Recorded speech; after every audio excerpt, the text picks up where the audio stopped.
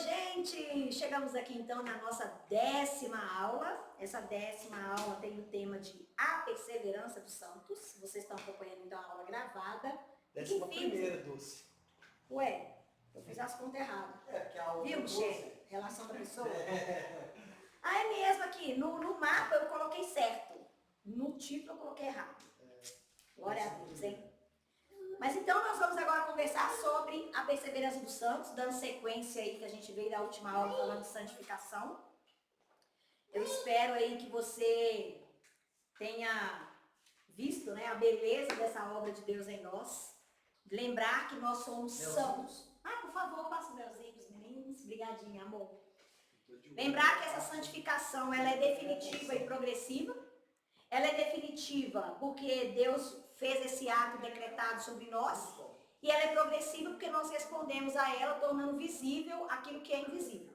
Nós temos os meios falsos, que são a questão da legalidade não, né, gente? Ser legalista ou moralista.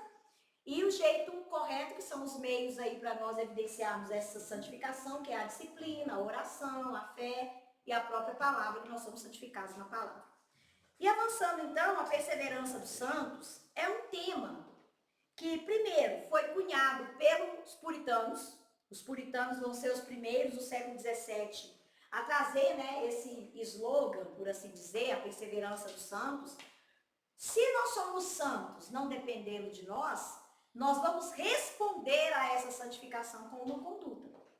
Essa conduta, ela também está interagindo com a vontade divina. Então, a vontade divina é aquele que nos elegeu, nos chamou para a salvação, nos deu vida quando estávamos mortos em nossos delitos e pecados, nos glorificou em Cristo e está nos aguardando lá na reta final, gente. Então, como eu disse na aula passada, esse Deus que nos salva aqui, ele não nos abandona nesse processo. Por isso, nós chegaremos lá no final.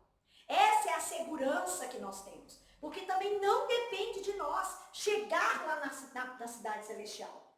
Nós lembrarmos aí do peregrino, né? O peregrino, ele retrata justamente isso. O cristão que ouve a mensagem, ou seja, ali na cidade da perdição, foi o chamado geral. O cristão ouve. Ele até sai da cidade com 2 amigos. Porém, os 2 amigos não receberam o chamado eficaz, porque somente o cristão avança. O cristão vai passar por várias situações, mas ele chega lá na cidade celestial. Por que ele chega? Porque a perseverança dos santos é garantida para o eleito. E é isso que a gente vai conversar aqui, né? Então tá aí, ó, Mateus 24:13, o próprio Cristo está afirmando nas suas palavras, aquele, porém, que perseverar até o fim, esse será salvo. Agora, essa perseverança é a Flávia que faz ela acontecer? Não. Mas o fato da Flávia ter sido salva vai acontecer. É lindo ver isso, essa interação de Deus conosco, né? Essa soberania divina e responsabilidade humana tão harmônica. Os cristãos, na grande maioria, nós não temos no meio protestante, por assim dizer, uma mesma visão a respeito da questão da salvação e da perseverança dos santos. Então tá aí na sua página 9, uma parte acredita que alguém que foi salvo por Cristo será salvo para sempre. Então você tem um bloco dentro do protestantismo que vai defender isso aqui, tá bom? E que jamais vai perder a salvação. Só que aí você tem outro bloco que vai dizer que é possível que alguém que se converte, depois de algum tempo se desvie, ou volte, ou não volte, ou morre e vai para o inferno. Ou seja, a pessoa converteu e desconverteu. Porque dependeu do que ela está fazendo ali. Esses 2 blocos, eles são bem distintos, né, nessa questão soteriológica, que é as doutrinas da salvação.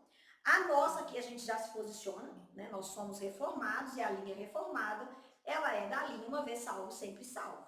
E a gente vai conversar um pouco sobre isso para que também não fique com essa falsa impressão do que é ser salvo e sempre salvo, né? Então tá aí, ó. Queremos provar a biblicidade da doutrina da perseverança dos santos, ou seja, pela Bíblia, né? Bem como a sua utilidade para a vida cristã. Ela é, ao contrário do que se pensa, um grande incentivo para a vida de santidade e de compromisso com Deus, com a sua palavra e com a sua obra. Então, se há uma defesa de que pode se perder a salvação, Então você tem aí um grande problema. Por quê? Porque agora esse Deus é um Deus impotente. Esse Deus, ele não pode conduzir todas as coisas. Esse Deus está refém da decisão do homem. Esse homem que tem a capacidade de colocar o nome dele no livro da vida ou de tirar, dependendo do que ele faz. Então isso faz você olhar para o Deus da Bíblia e falar, peraí, esse Deus que permite que a pessoa tome a decisão por conta própria é um, e esse Deus que está falando aqui na Bíblia é outro, que é o que a gente vai perceber, né? Quando nós começamos a olhar para a Bíblia e vemos ali, né, o resplandecer dessa doutrina maravilhosa, que é a doutrina da perseverança dos santos, nós vamos ver o quanto Deus é confiável. E nós falamos na aula anterior da santificação. Nós não somos santos naquilo que depende de nós. Nós somos santos porque Cristo garante a nossa santidade. A posição de santos, né? Então, essa posição de santos é garantida por Cristo, como também chegar até o final da nossa eleição. A obra que ele começou em nossa vida não é uma obra qualquer. Ela não é indefinida, ela não é sem previsão de acabamento, mas ela é uma obra de um arquiteto que planejou tudo com antecedência e que tem todo o poder e toda a condição de completá-la. Esse Deus, que é o Deus da Bíblia, ele não depende da Flávia para cumprir o que ele determinou ou não. Se Efésios diz para mim que ele me elegeu antes da fundação do mundo, ele é o Deus que me leva até o dia da minha glorificação. Olha aí Filipenses 1,6. Estou plenamente certo de que aquele que começou a boa obra em vós há de completá-la até o dia de Cristo Jesus. Para que uma pessoa seja salva, é necessário que aconteça um grande evento dentro dela. Então nós não estamos falando aqui de pessoas que fingem ser salvas. Porque talvez aqui é que está a grande confusão do outro lado que interpreta errado a doutrina da perseverança dos santos. As pessoas olham para pessoas que não são salvas e falam, mas como é que você vai garantir a salvação? Ela é esquisita. Agora, um verdadeiro cristão, aquele que realmente se converteu, ninguém consegue falar que ele não é crente. Ninguém consegue falar que ele não está garantido para chegar naquele grande dia. O novo nascimento acontece quando o Espírito Santo cria uma nova vida. Você não está falando de um sujeito que é parecido. Não, você está falando de alguém que nasceu de novo. A salvação, ela vai ser esse processo, né? Esse desenvolvimento que a gente viu lá em Filipenses 2. E ela vai também ter um ato contínuo de Deus para que nós nos tornemos cada vez mais santos. Daí a importância da aula anterior, né? E a perseverança dos santos nada mais é do que Deus nos levar por esse caminho. Então, nós somos convertidos, nesse caminho nós somos santificados, e o que está nos conduzindo nesse caminho? A perseverança dos santos. Então, só você lembrar, a perseverança dos santos é o que está colocando o cristão na jornada para que ele chegue no dia da salvação dele, a definitiva, né?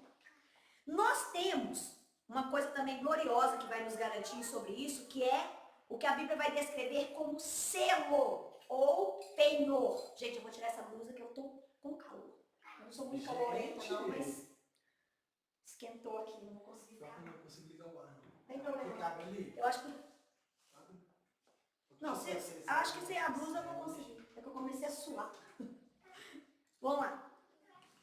Então a Bíblia vai nos dar aí algumas referências do quanto nós somos valiosos, o quanto nós somos garantidos, não por nós, não porque a Flávia faz isso ou aquilo, ou porque você tem um bom comportamento, não. O que está nos garantindo é a perseverança dos santos está em Cristo. Ele começou uma obra e ele é fiel para terminar. Ele não vai nos abandonar no processo. Olha aí Paulo fazendo essa descrição sobre selo e penhor em Efésios capítulo 1, versículos 13 e 14. Em quem também vós, depois que ouvistes a palavra da verdade, o evangelho da vossa salvação, olha aí o chamado eficaz, gente. É lindo quando você começa a ter mais familiaridade com os termos da doutrina reformada, né? E você vai vendo assim, você vai ler na Bíblia e você fala, ó o chamado eficaz aqui. Olha a santificação aqui. Olha a regeneração aqui, olha a adoção aqui. É bonito que você vai vendo, a coisa vai ganhando forma. Esse mapa, ele começa a ter cor, ele começa a ter divisas, você começa a ver a hidrografia desse mapa, você começa a ver o clima, você começa a ver o relevo, ele ganha forma, né? Por quê? Porque nós começamos a ter familiaridade com os termos bíblicos. Então tá aí, ó, a palavra da verdade, o evangelho da vossa salvação, tendo nele também crido, conversão. Então aqui você tem. Para que isso aconteça, nós já fomos regenerados, a fé já gerou arrependimento em nós e nós estamos dando uma resposta. Porque essa crença aqui é uma resposta daquela fé que foi plantada em nós para nos trazer da velha vida. Aí ele coloca um selo. Olha que coisa linda. Fostes selados com o Espírito Santo da promessa, o qual é o penhor da nossa herança, ao resgate da sua propriedade, em louvor de sua glória. Gente, isso aqui é tão bonito, mas tão bonito. Por isso que é lindo a gente parar para estudar a palavra de Deus. Quando alguém se converte, ele recebe um selo. Você já pensou que você anda lacrado, selado? Agora na sociedade pós-moderna, a gente não tem muita evidência, né, do que é o ser selado. Mas nos dias do Antigo Testamento, as cartas, até aquele período, até a Idade Média ainda, você vê nos filmes medievais, o documento é escrito, derrama uma cera e coloca ali um símbolo, né? Porque você não tem só uma caneta, você precisa lacrar aquele documento. E quem recebia o documento para ler, ele tinha que quebrar aquele selo, aquela cera que tinha sido derretida e recebida ali um anel de sinete, um anel de selar. Quando alguém recebia aquele documento, ele era quebrado. Ou seja, aquele selo era violado. Ou seja, aquilo ali já cumpriu o seu propósito. O que Paulo está dizendo é que nós somos como essas cartas. Quando nós nascemos de novo, nós agora fomos selados. E esse selo não é rompido. Você não tem a oportunidade de falar assim, Senhor, hoje eu estou selado. Pequei. Pronto, não estou selado mais. Quebrou o selo. Sela de novo. Senhor, eu arrependi. Tá bom, então me sela de novo. Selou. Aí pequei. Não, quebra o selo. Não é isso que a referência bíblica está nos dizendo. A intenção de se colocar esse selo é demonstrar também que esse objeto pertence a alguém. Esse documento que é selado, ele tem uma insígnia, ele tem um crivo, ele tem uma marca. E ele está falando, olha, essa carta, esse documento pertence a Cristo. E quem vai olhar esse selo sabe de quem ele pertence. E isso vai trazer uma proteção máxima. Da mesma forma que o selo do Espírito Santo na vida do crente indica que tem um dono, nós temos um dono. Nós somos selados. Nós estamos garantidos. Ele também está nos protegendo de qualquer ameaça. O selo, de acordo com Paulo, continuará sobre o crente até o dia da redenção final. Gente, quando Paulo está dizendo aqui, ó, fostes selados, o original aqui desse texto, ele não dá a mínima possibilidade da pessoa pensar que ela não vai chegar lá no final. Até porque essa doutrina que vai basear a salvação pela obra humana, ela é nova. Ela é nova. Ela começa a se desenvolver no catolicismo romano e depois da reforma no século XVII, ela vai ganhar no meio protestante sobre os alunos de Arminio. Ela não é desde o princípio. A gente foi mais de 1000 anos com a igreja praticamente sem questionar. Não, tô salvo, tô salvo. Tô salvo. Não dava margem. A gente não sabe. Quando a gente começa a vir para a beleza da verdade, a gente fala assim, aonde que começou isso, pelo amor de Deus? Porque quando você vem para o texto está falando inviolável. E esse selo está garantindo, vai chegar no final inviolável. Quando você lê o texto original, ele não te dá margem para você pensar que esse selo pode ser trincado. Nem trincado ele pode ser. Paulo está também nos dizendo sobre o penhor. Uau! O penhor nos tempos do Novo Testamento também era um acordo de negócio. O que é o penhor? Eu não vou fazer o pagamento total. Eu vou dar uma parte do pagamento. Hoje em dia a gente faz muito isso com prestação de serviço, não faz? A gente fala assim, aqui, eu vou te contratar um serviço. Eu falo assim, você me dá 50%? Quando eu terminar o serviço, você me paga os outros 50%. Não é assim? Isso é lindo. Por quê? Porque Deus está falando, vocês estão selados. Eu já paguei a primeira entrada. E quando eu voltar para buscar a minha igreja, eu faço o pagamento final. Para quê? Para mim mesmo. Eu é que recebo todo o pagamento. Gente, olha que coisa mais linda. Agora, eu te pergunto, como que isso pode dar errado? Não tem como dar errado. Por quê? Não depende do salvo. Está tudo garantido por Deus. Ele salva, ele sela, ele penhora e ele garante. Eu vou vir buscar. Vai estar diante de mim. Então, isso é muito glorioso. Os crentes predestinados foram objeto do amor de Deus desde a antiguidade. Este amor não pode ser extinguido. Por essa razão, Paulo declara com toda a convicção: que diremos, pois, a respeito dessas coisas? Nós estamos achando que aqui ele está falando de coisas materiais, coisas mundanas. Não, todo o contexto que Paulo está falando em Romanos 8, ele está falando disso, ele está falando, se Deus é por nós, quem será contra nós? Quem é que pode falar? Flávia, você não está salva mais. Ninguém pode falar. Paulo aqui está falando de salvação. O que Paulo está querendo dizer é que Deus já fez o mais difícil, que seria pagar a nossa dívida impagável. E ele pagou para ele mesmo. Por que que ele nos abandonaria uma vez que ele já nos salvou, gente? Pensa no serviço mal feito. Se Deus salva a pessoa e ela se perde, é um serviço muito mal feito. E o nosso Deus não é um Deus que faz nada mal feito. E eu quero ler com vocês Romanos. A gente tem um mosquito aqui me perturbando. Tá aí desde o começo da aula. Aqui, vê se você acha um negócio lá pra eu jogar aqui, por favor. Não tá, não tô conseguindo mais. O bom ar tá lá no... É, Mas será que mata ele? mata, pelo menos despeça ele daqui. Instrumento de Satanás, esse mosquito aqui na minha presença. Sai daqui. Nossa, gente, mas pensa um negócio que tá enviado do inferno aqui. Eu tenho que ter concentração máxima. Abra comigo aí sua Bíblia, porque esse texto não está aí no artigo, mas eu quero ler ele juntinho com vocês. Romanos 8. Vamos ler a partir do versículo 28. Romanos 8, 28.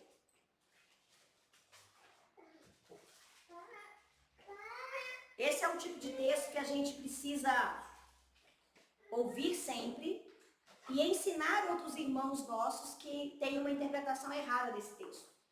Você dá um rifado na orelha dele. Nossa, vai perder o canal daqui. Some. Agora eu venho aqui. Ai, bate em tudo, gente. Já falei, ele tá meio tonto. Eu já consegui, quase peguei ele aqui 2 vezes. Se você for um pouquinho esperto, você consegue matar ele. Dá uma burdoada nele. O Davi, quando era pequenininho, ele não falava burdoada, né? Ele falava burdoada.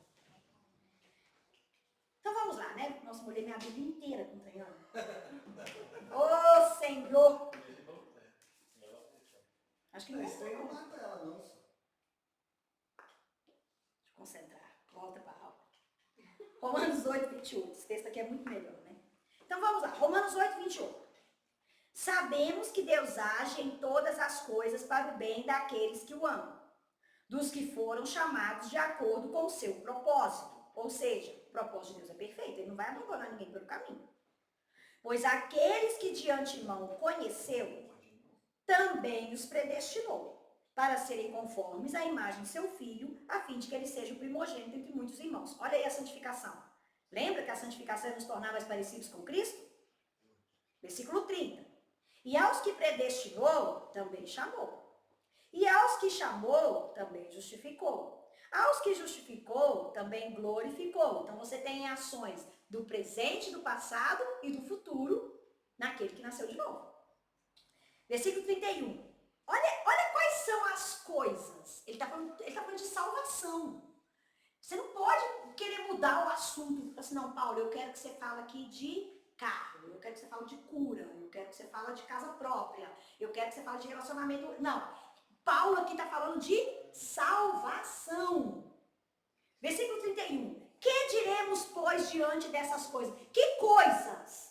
Que Deus nos chamou para o seu propósito, que Deus nos santifica para parecer mais com Cristo, que Deus nos predestinou, que Deus nos chamou, que Deus nos justificou, que Deus nos glorificou. Essas são as coisas.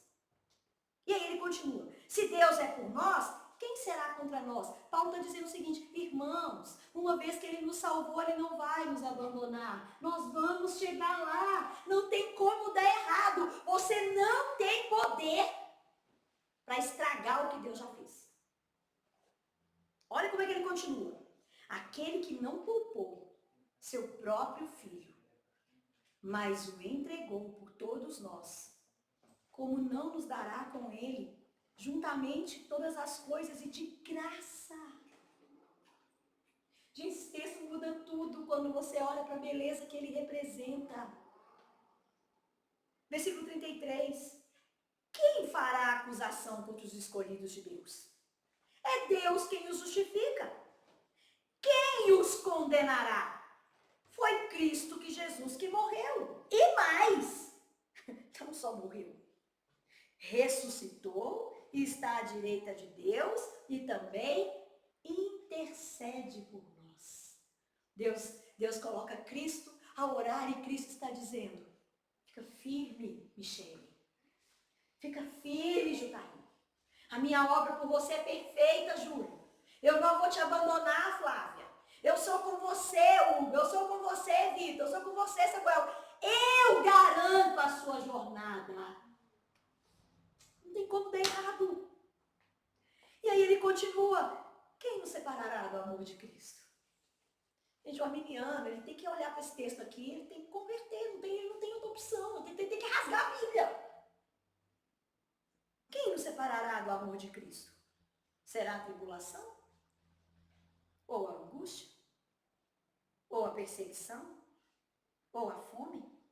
Ou a nudez? Ou o perigo? Ou a espada? Tanto Paulo como os nossos irmãos que estão lendo essa carta, eles sabem muito bem o que é isso aqui. A igreja já passou por 3 picos de grande perseguição até essa carta chegar lá. Ele sabe o que está falando. E ele está falando para mim e para você. Nem você mesmo pode impedir o que Deus fez por você. Por amor de ti, enfrentamos a morte todos os dias. Somos considerados como ovelhas destinadas ao matadouro. Mas em todas essas coisas somos mais que vencedores, por meio daquele. Quais coisas? Lembra das coisas.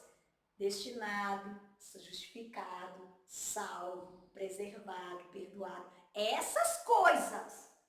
Não é você ganhar uma discussão e falar, sou mais que vencedor em todas essas coisas. Não, isso, gente, isso é muito pequeno. Isso é rebaixar o evangelho a um nível pífio. O evangelho é muito glorioso para que nós olhemos para um texto como esse e coloquemos aqui o que ele não diz. Mas em todas essas coisas, somos mais que vencedores por meio daquele que nos amou. Pois eu estou convencido, mais uma vez ele reforça, que nem a morte, nem a vida, nem os anjos, nem demônios. E aqui ele faz um contraponto muito interessante, né? Anjos são servos de Deus a serviço dos salvos. Demônio é os que atrapalham a vida do salvo. Ele está dizendo, nem quem te ajuda, nem quem te atrapalha pode te tirar do caminho da salvação. Olha. Ele está falando o seguinte, nem quem te ajuda, nem quem te atrapalha vai fazer com que você não chegue aonde Deus tem para você. Uma vez que você converteu verdadeiramente e que você é salvo. E ele continua, nem o presente, nem o futuro, nem quaisquer poderes, nem altura, nem profundidade, nem qualquer outra coisa na criação será capaz de separar do amor de Deus que está em Cristo Jesus, nosso Salvador. Que coisa gloriosa, né, gente? E essa é a nossa verdadeira segurança. Muitos acham que depende de apenas de si mesmo a tarefa de manter a salvação. Para estes, bem cabe a repreensão que Paulo está fazendo aos Gálatas, né? Gálatas 3:3. Gente, essa é uma carta que Paulo está tão bravo. Parece que ele salta das páginas assim, ó. E parece que ele pega os irmãos e fala assim, para com isso, por favor. E ele está dizendo, sois assim insensatos que, tendo começado no Espírito, estejais agora vos aperfeiçoando na carne? Ele está falando o seguinte, então tá bom, Deus te salvou. Agora quer dizer que a salvação só depende de você? É isso mesmo que você está falando? Vai depender do dia que você ora, do dia que você jejua, vai depender do dia que você não peca, se é isso que é possível. Vai depender de você agora? Vai depender do período que você está mais crente, do período que você está apostatado. Quer dizer, então vai depender de você. Vai depender da sua carne. Você começou no espírito, que você nasceu de novo. Aí agora você quer dizer que é você que vai fazer a coisa acontecer. É sua responsabilidade estar diante de Deus naquele grande dia ou não. É isso mesmo que vocês estão falando para mim, gente? Eu acabei de ensinar para vocês. É isso mesmo que vocês estão falando para mim? Vocês querem voltar para as práticas da obra da carne? De fato, essas pessoas veem a sua salvação em termos de uma decisão que fizeram. E baseiam a certeza de sua salvação sobre a inconstante areia da vontade humana. Eu fiquei fascinada com essa descrição aqui do artigo. Pensa você construir uma casa em cima de uma areia movediça, que não tem firmeza nenhuma. Essa é a segurança que tem quando aquela pessoa fala assim, mas eu tenho que participar de alguma forma. E aí você pode pensar, é isso mesmo que você quer? Você quer colocar a sua salvação em cima de uma areia movediça? Porque a sua vontade humana é essa? Imagine que terrível! É isso, gente. Ter o nosso destino eterno pendurado num fino cordão da vontade humana. Você consegue visualizar essa figura? Que pode se romper a qualquer momento, pois a vontade humana pode seguir um curso num minuto e mudá-lo depois. Do dia que você converteu até agora, você não mudou seu pensamento nem um dia? Você não mudou suas vontades nem um dia? Você como indivíduo, você já quis uma coisa, já quis outra, já achou uma coisa certa, já achou outra errada. Você vive num mundo em que hoje eles afirmam a verdade, amanhã afirmam outra. Aliás, esse tempo já até passou, né, gente? A época do racionalismo já passou. Agora nós não temos, nem isso mais nós temos. Porque agora, antes você tinha uma verdade absoluta para ser questionada. Ora por um lado, ora pelo outro. Nesse momento agora que nós estamos, nós não temos mais a razão absoluta, nós não temos razão. Cada um tem a sua razão. Então, é nisso mesmo que nós queremos colocar as convicções da nossa salvação? O que a gente mais escuta quando as pessoas começam, eu sei que é chocante mesmo, porque nós somos orgulhosos, nós queremos participar de alguma forma, mas todos nós que começamos a ouvir que viemos do meio arminiano e chegamos na doutrina da teologia reformada, a pessoa fala assim, mas eu vou ser então uma marionete de Deus? E aí eu queria que você parasse para pensar, onde que é mais seguro? Ser uma marionete de um Deus santo, verdadeiro, que sabe o que faz? Ou ser marionete na sua própria convicção, que hoje é uma coisa, amanhã é outra? A Bíblia, ela nos fala de nascer de novo. Mas graças a Deus, você não acha na Bíblia que você precisa morrer de novo. Só uma vez. Colossenses 1,13 nos libertou do império das trevas e nos transportou para o reino do seu Filho. O verbo aqui de libertar do império das trevas está num tempo verbal grego que representa uma ação simples e definitiva realizada no passado. É uma ação feita de uma vez por todas. E não só esse verbo aqui, tá?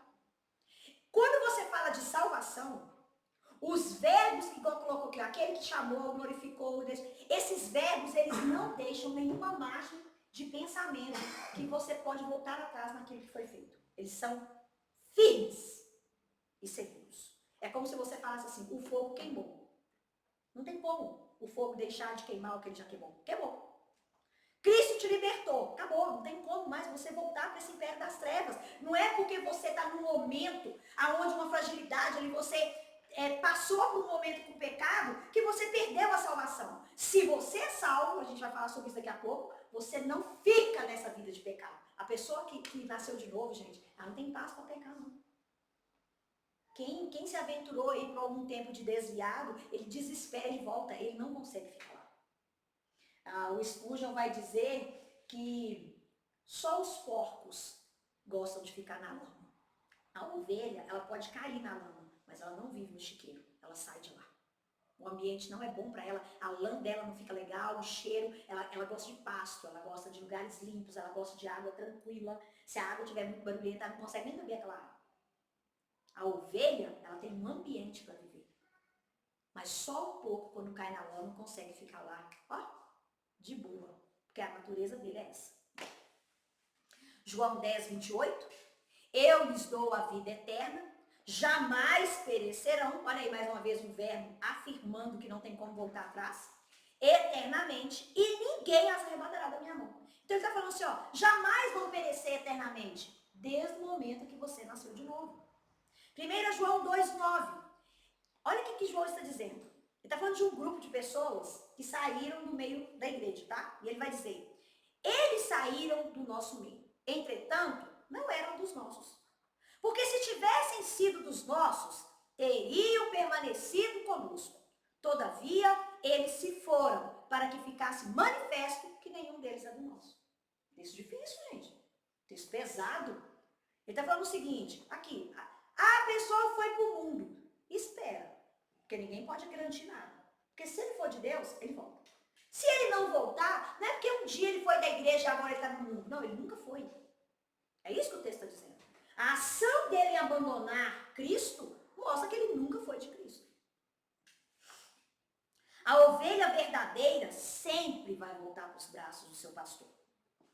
Ou porque o pastor foi atrás dela. Então esse relato lá de Lucas, né? O pastor vai atrás da ovelha. Lembra que ele deixa as 99 e vai atrás daquela ovelha, né? Ali, gente, o pastor é Cristo, tá? Não é obrigação do pastor físico da igreja local ficar andando atrás de quem está... Não é isso que está falando. O texto está falando o seguinte. Aquele texto está falando de perseverança dos santos. Ele não está falando de serviço pastoral de igreja local. E muitas vezes a gente vê as pessoas cobrando, porque o pastor não foi atrás do menino. Então, gente, quem vai atrás... não estou falando que não pode fazer, tá? Estou falando que o texto não está falando disso. O texto está falando, Cristo é o pastor. E se a pessoa for eleita dele, você pode ter certeza que ele vai trazer essa pessoa para o aprisco dele. Ou essa pessoa também, impulsionada pelo próprio Deus, ela vai voltar. Ela vai retornar. Que é o filho pródigo. Na palavra do filho pródigo, a gente vê que ele se afasta do pai, ele anda por caminhos tortuosos. Mas está muito claro que tudo que está acontecendo para que ele volte. Então ele vai, gasta toda a herança, depois ele começa a passar necessidade. Essa necessidade só aperta. Olha aí a disciplina para o arrependimento acontecendo. Olha a disciplina para a santificação acontecendo. E quando essa disciplina aperta no nível máximo, ele lembra, opa, lá na casa do meu pai nem os empregados são assim. Eu vou voltar. Aí ele volta. E isso é lindo. É preciso lembrar que um filho verdadeiro sempre volta à casa do pai. Pois se ele é filho, jamais poderá deixar de ser filho. Quando aquele filho chega ali na estrada e o pai vai ao seu encontro e fala, traz roupa para ele, traz sandália, coloca um anel no dedo dele, que era um símbolo ali de que ele é parte daquela família. E ele vai dizer, eu não sou digno de ser chamado seu filho. Ele vai dizer, mas tem como te chamar de outra coisa? Pensa aí você tem condição de falar com seu pai e com sua mãe assim, eu não sou seu filho? Gente, a gente até sabe que nas brigas familiares as pessoas verbalizam isso. Mas tem como fazer isso? Tem como você falar assim, aqui, tira meu DNA aqui que eu não quero, teu DNA seu eu não quero. Se nós estamos falando de coisas naturais, porque isso é natural.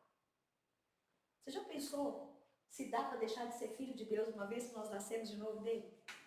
Não tem como você falar, Deus, eu não sou mais seu filho. Aqui, mas não é você que fala, não, eu que te fiz meu filho. Não é você que fala para mim se você é meu filho. Eu é que falo que você é meu filho. O dom da perseverança. Né? Mais uma vez aí o texto, Mateus 24, 13. Todo aquele que perseverar até o fim será salvo. Sai daqui. Somos daqui.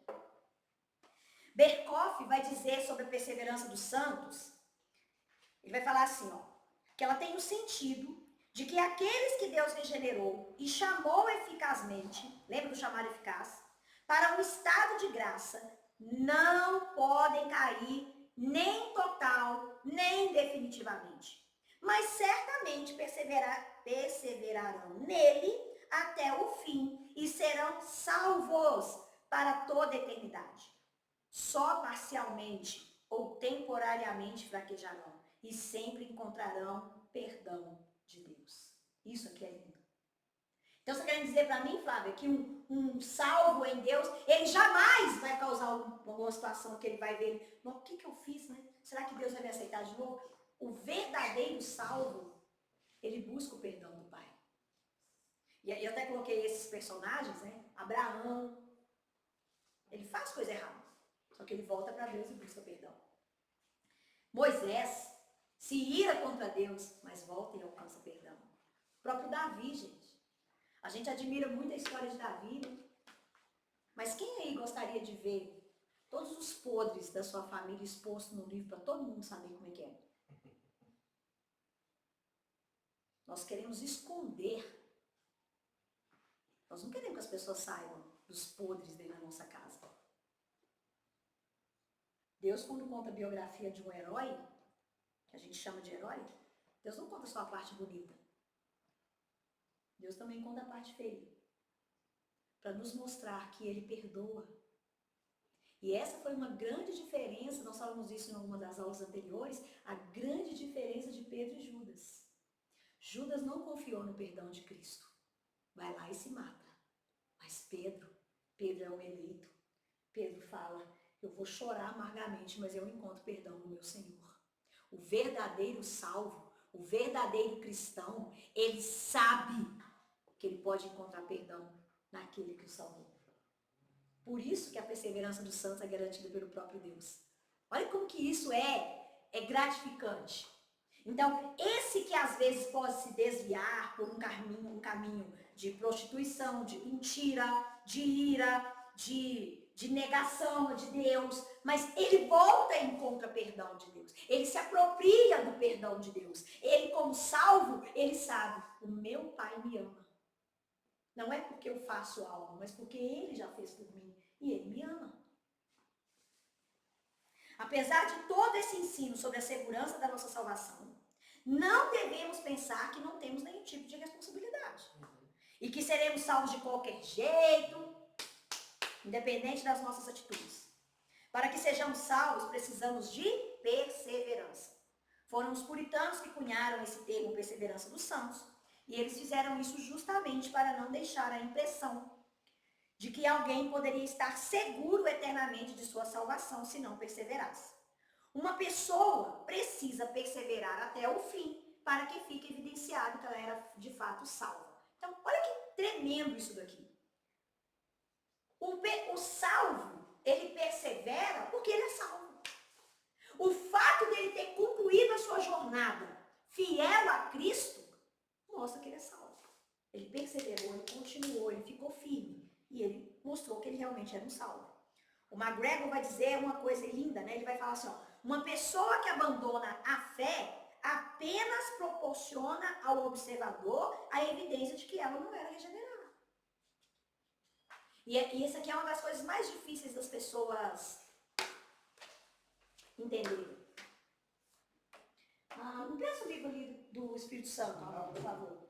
Deixa ele aí para o Jordão. Se tem algo que nós precisamos de encarar, e isso é amor. Encarar isso com verdade é amor. De você olhar, porque senão você fica... A gente estava conversando sobre isso lá em casa essa semana. Se eu tenho um familiar na minha casa que não é salvo, bom? Mas essa pessoa frequenta a igreja, não vou nem falar qual igreja, qualquer igreja. E aí a gente fala assim, ó, mas eu posso falar que em tal lugar a pessoa não é salva? Nós não podemos falar isso. Mas se essa pessoa for salva, ela vai demonstrar fruto. E se esse meio é uma falsidade do evangelho, ela vai sair desse meio. Agora, se eu ficar com um argumento, mesmo sabendo que aquela pessoa não tem fruto de salvação, e eu ficar assim, mas, né, Deus é bonzinho. No final, Deus vai salvar essa pessoa. Ela é tão boa. Primeiro, nós perdemos a oportunidade de pregar o evangelho verdadeiro para essa pessoa, porque nós já vimos nesses estudos, pela palavra de Deus, que a conversão, ela acontece pela palavra. A palavra é que desperta o morto. Nós perdemos a oportunidade de ver essa pessoa nascendo de novo. E o pior, nós compactuamos com uma ideologia chamada universalismo. Ou seja, no final, todo mundo vai ser salvo. E isso é totalmente antibíblico. Porque a Bíblia não fala isso. A Bíblia fala que vai ter um salvo e vai ter um não salvo. Deus vai separar o bode das ovelhas. Apocalipse 20 deixa muito claro. E abriram-se livros. E o livro da vida. E aquele que não foi encontrado no livro da vida foi lançado para a danação eterna. O texto é muito claro. Então, que nós também encaremos essa verdade com muita responsabilidade sobre os nossos filhos. Os puritanos falavam isso com muita ênfase. Eles falavam o seguinte, eu transmiti a semente do pecado para o meu filho. Eu herdei do meu pai, que herdou do meu avô, que herdou de Adão, tá bom? Eu transmiti a semente do pecado para o meu filho. É minha responsabilidade falar do evangelho para o meu filho. Se ele vai responder esse evangelho, depende de Deus. Só Deus sabe se os nossos filhos serão eleitos ou não. Mas é responsabilidade dos pais. Os nossos filhos nunca poderão dizer, os meus pais nunca pregaram o evangelho para mim. Porque essa é a nossa responsabilidade. Pregar o evangelho para os nossos filhos. E não ficar, surfando numa tabuazinha inconsciente. Será que ele vai ser salvo? E ficar.